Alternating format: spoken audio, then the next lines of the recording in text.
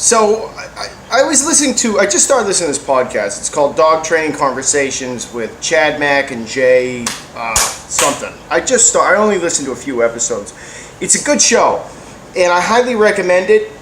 And it's not going to sound like that because what I'm going to say is going to sound pretty critical. And I want to make it clear. It's because I'm naming names and naming the show. I don't know these people, and I don't have any problem with them necessarily as dog trainers. I don't know enough about them to have problems with them, and I'm sure they're great. This is more of an industry-wide directed quasi-criticism. Something that they've said, and it's sort of a vibe I've gotten from the show in general that I think is wrong-headed. That being said, I think it's an excellent podcast, and everyone should listen to it. And, be a filter, not a sponge, and don't listen to me, don't listen to them. Listen to a lot of different shit and then form your own judgments. And fundamentally, I'm sure if I knew more about them or I conversed with them at length, would have fundamentally just about most things in common. Let's put it that way, if not the base of everything. So they had Ivan Balabanov on the show, who's like this multiple world champion in like IPO, or used to be called Schutzen, and it's like a protection dog sport. And Ivan Balabanov is like the godfather of the dog training world. He's the guy that I probably look up to the most. Bart Bellin's another guy that everyone looks up to. I think Bart Bellin's great, but what I like about Ivan Balabanov is he comes from a very eclectic background. So he's done a ton of work with pets, personal protection dogs, shelter dogs. I think he's done stuff with police and military dogs. He's done everything. And a lot of guys in the sporting world have been primarily, really since they were young, since they were like kids. I think Michael Ellis might have started with like Schutzen trainers at the age of like 12.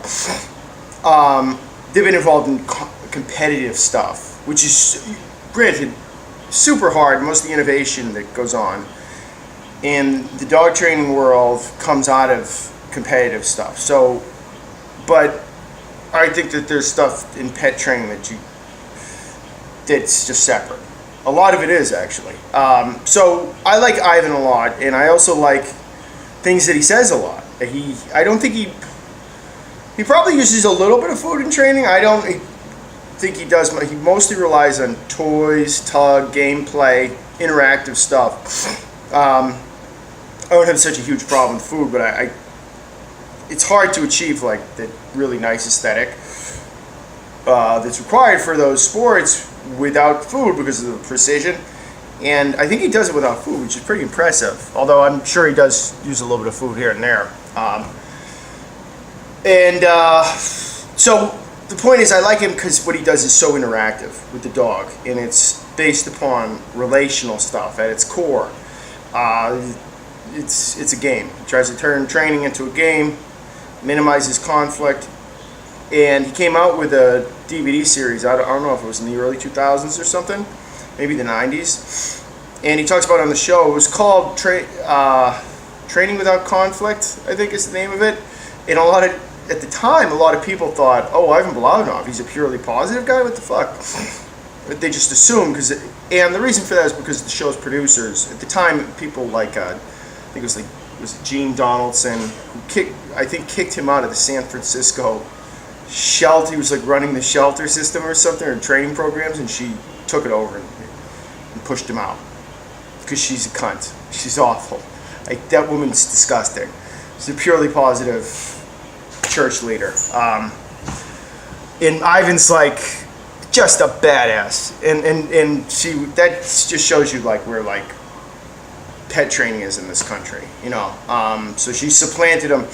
But he was like, she was coming up at the time, and it was like a really big movement. Or every time the DVD was produced, the producers really wanted it to sound sort of like purely positive, and they also heavily edited a lot of the stuff. So anyway, it was either Chad Mack or the other guy, Jay, whatever, said they were talking a lot, and I don't know, those guys seem to occupy this sort of nether region where they say a lot of times they don't really believe in punishment, they don't use tools a lot, right? And they don't They de-emphasized tools. Again, they had, I thought, one guy wrote a blog post that I didn't read on, so if I'm wrong about this, it doesn't matter. It's not like he's going to say this anyway. But I thought he said, what I listened to on the show was like, well, trainers should plan on adapting.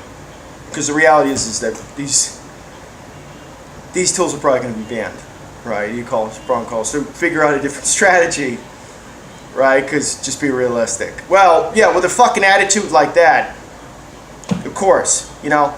And de-emphasizing correction, a lot of it sounded like semantics, right? Because they had nothing to do it on. They were saying, I speak the language with the e-collar, this and that, and I don't really use it as a correction.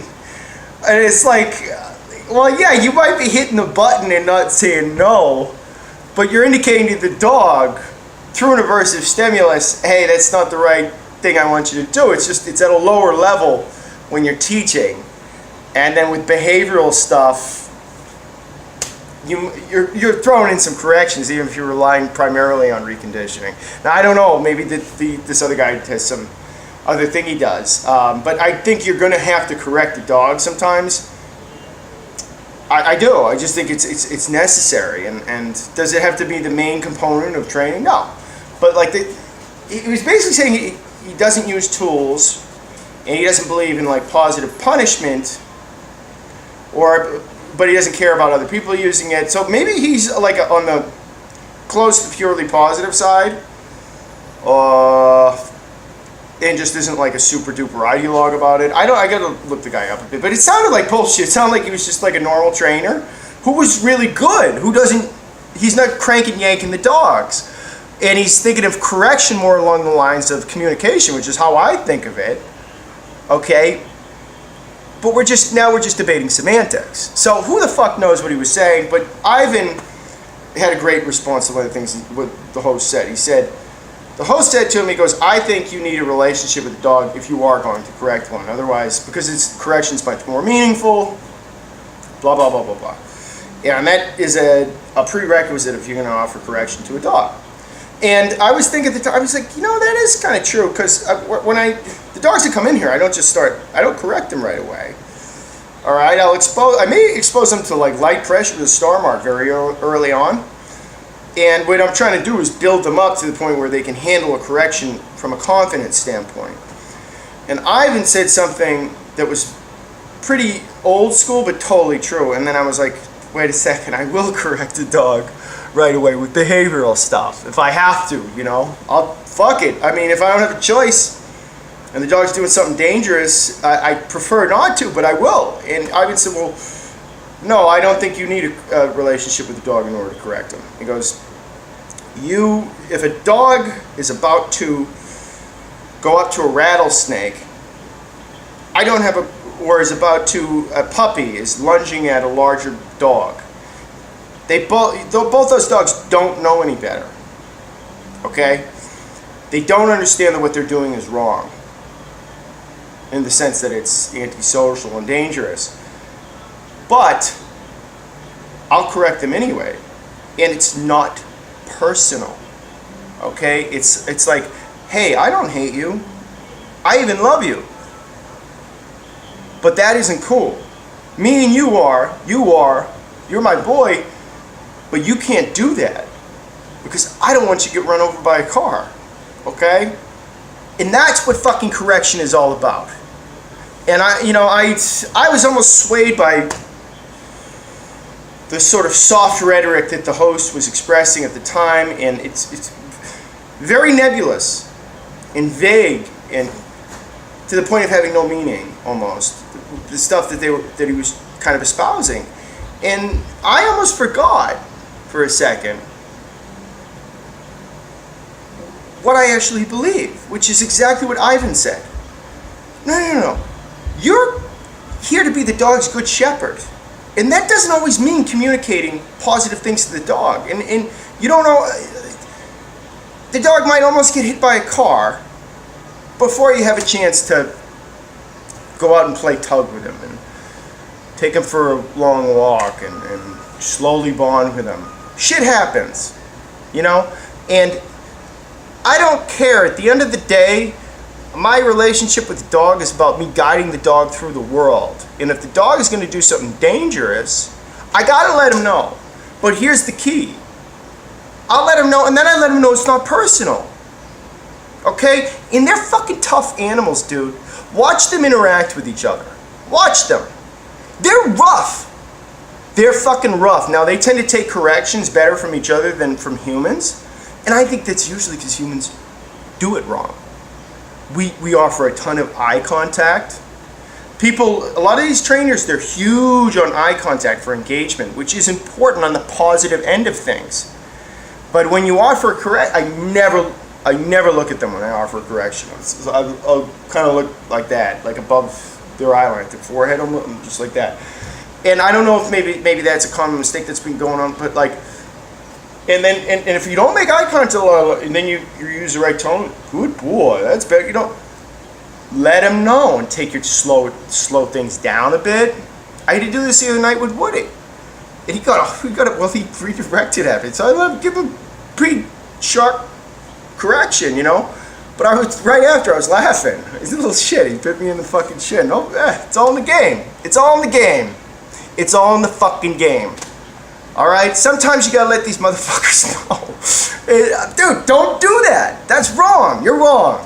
So, not fuck the host of the show. I'm sure they're great guys and their show's great. Listen to the show. I'm sure they're in. As I listen to them more, whatever. So this is constructive criticism, if it's even that. Fuck the sentiment that was being expressed in that moment. And it's got nothing to do with these guys who are on the podcast or whatever. Who gives a shit about individuals? It's about an industry-wide sentiment. We are going out of our fucking way, to just de-emphasize the corrective element. And we're capitulating constantly, all the fucking time, just falling all over ourselves. The fucking guy basically said it's inevitable. E-collars, prongs, pinches are going to get banned. Well, guess what, motherfucker? Once that happens, pit bulls are getting banned too, and I own two. Every fucking country that shit is banned in there are fucking breed bans, and you guys get to keep your fucking Malinois, right? Because they're used for military and police work. But I don't get to, because I don't have the in vogue fucking breed amongst dog trainers. I'll lose. And probably Corsos will get banned too. So I take this shit fucking personally because it's not about the fucking tools. I'll go do something else. I don't give a fuck. It's not about my living. It's about my fucking dogs. So every fucking time I hear a fucking trainer say this shit, I really get upset. So I'm fucking over it. And never once do any of you motherfuckers right after saying, well, guys, you're just going to have to throw your hands up in the air and say, all right, well, let's adapt. And maybe we can just figure out a way to form a relationship with the dog through tug. And then all I have to say is, buddy. Really? Really? That's going to fucking work? Give me a fucking break. Again, it's not fucking personal. It isn't. It's the sentiment that I think is just horrible. And again, they are gonna get fucking banned if you guys. These are fucking like industry leaders, people that are looked up to, and then idiot young trainers are gonna go, well, if that's what he thinks, I guess that maybe we don't need these tools. Yeah, you do, especially if you're fucking young and stupid. Give me a fucking break, man. Give me a break. What are they doing? How are they teaching dogs in the UK? Oh, that's right. What do they do over there? Well, military and police dogs, guess what they're being trained with? E-collars, pinches. It's just done on the fucking hush-hush. Guess how everyone else is training their dogs? Oh, they don't have dogs anymore. They don't. They have watered down, like, sweet, docile, sickly, mostly breeds that have been bred for juvenile traits. They don't have, these higher drive, higher caliber breeds. Pits are banned. They've been fucking vilified. Why don't you guys all just join fucking PETA? Tool bans equal breed bans. And I hope those I hope one of you guys from the fucking podcast see that this isn't a big channel. I don't give a fucking shit because I'm not. But I hope this comes across their path and you consider that. And I have yet to hear a trainer talk about this, and it's disgusting. You know, I take it very, very personally. So, communication with the dog in a relationship is partially built upon correction. We'll call it positive punishment. I call it communication. Semantics.